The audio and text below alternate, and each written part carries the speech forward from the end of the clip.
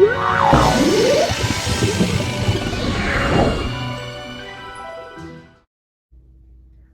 welcome back to More to Life. And today we're here to do a book review on a book that we just recently finished and we're still working through at this moment. The book is called The 4 Habits of Joy-Filled Marriages: How 15 Minutes a Day Will Help You Stay in Love, Brain Science Hacks That Boost Your Emotional, Spiritual, and Physical Connection. So, you want to tell us why did we choose this? Because you picked it out. No, I'm playing. Well, I mean, we just chose the book. I don't know how we chose the book, but It was one of your Christmas gifts. Oh. I think a while back. Yeah, but we usually routinely every year try to do a couple of studies on marriage just to continue to grow in our marriage. Because of course, with marriage, there's ups and downs, good seasons, rough seasons. So we just try to stay centered every year and do like 1 or 2 books or some type of series.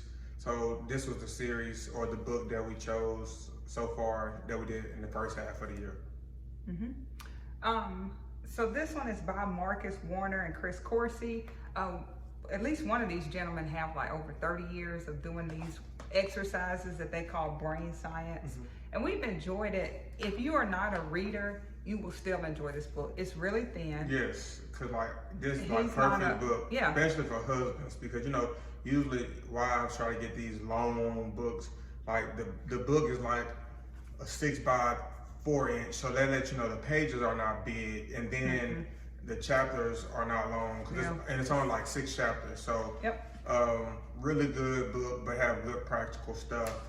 And so I guess we'll kind of dive in. I did want to read this. Basically, this is the purpose of the book. And this is from Gary Chapman, the 5 love language guy. He sent out this email recently to endorse this book.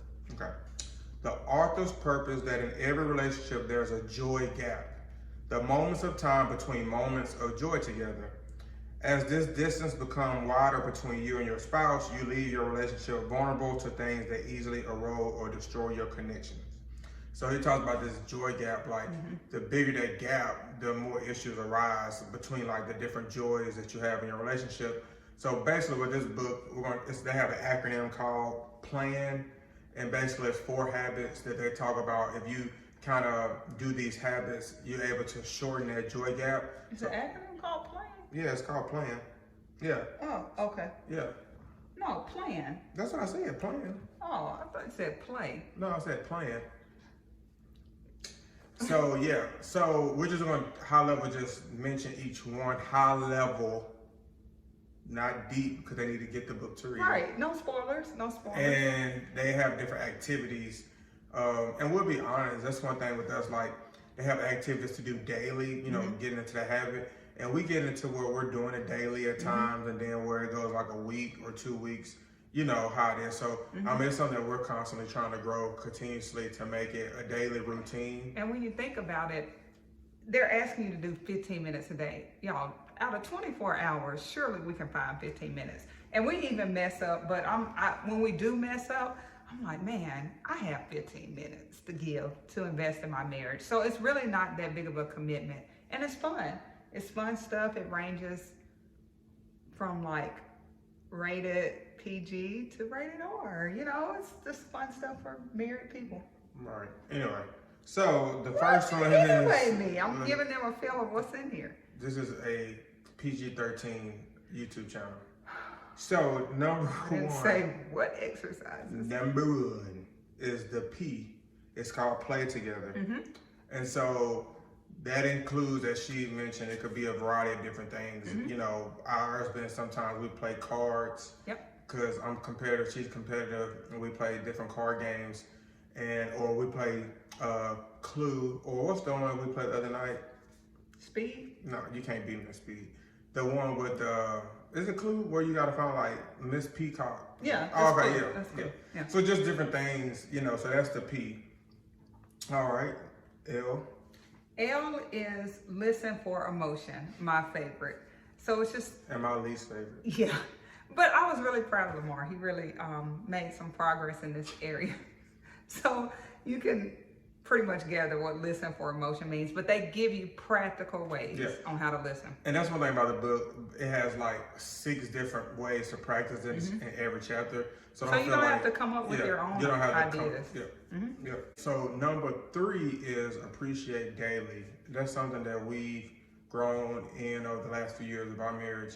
But we did take one concept from the book. It's called the 2-2-2. Well, I think theirs was 3-3-3, but we just shortened it to 2-2-2, where every day you say 2 things that you're appreciative of for yourself, like, you know, that God has done, and then 2 things you're appreciative of your spouse, and then 2 things you're appreciative of the nature of God. And so it kind of gives you that good reflection every day. And so it could be as a matter of like, you know, I'm appreciative of being able to go to work, you know, the nature, or my wife, you know, being able to cook. I'm appreciative of God, you know, just in his power and rule. I mean, it could be whatever. And it really helps you too, because I have bad days. Lamar very seldom has bad days, but it makes me really reflect on those bad days. Like, man, it's something I'm appreciative for. So it's just a good exercise and a good routine. And I have days, but it's just, I don't want to focus on the negative and the bad part. So I'm like, you know, from the mud, from the mud. All right, number 4 is to nurture a rhythm. And we are currently still working through this chapter because this is the one we have not actually got to practice the exercises. So nurturing a rhythm. Yeah, which is what we talked about. And that's probably why we have we're going strong, solid for a couple of days, a week or so, then, you know, fall off. But I think the book talked about setting a time where, just how with everything else, where it can be just part of your day. And I know it's ever changing with kids, family, and all that, but, you know, making marriage and these things your priority is important. And even still with that, you know, we're flawed people. So don't be too hard on yourself, but continuously to grow and try to strive to strengthen your marriage, because that's important, because then when your kids see it, it's strengthening your family. It has a ripple effect to the church and everything. So so I think that's the book. You know, plan, not play, plan. Plan, yes. Yep. So this is the book. You can get it on Amazon. It is The 4 Habits of Joy-Filled Marriages, and I'm sure it's wherever else books are sold. We just got our copy from Amazon.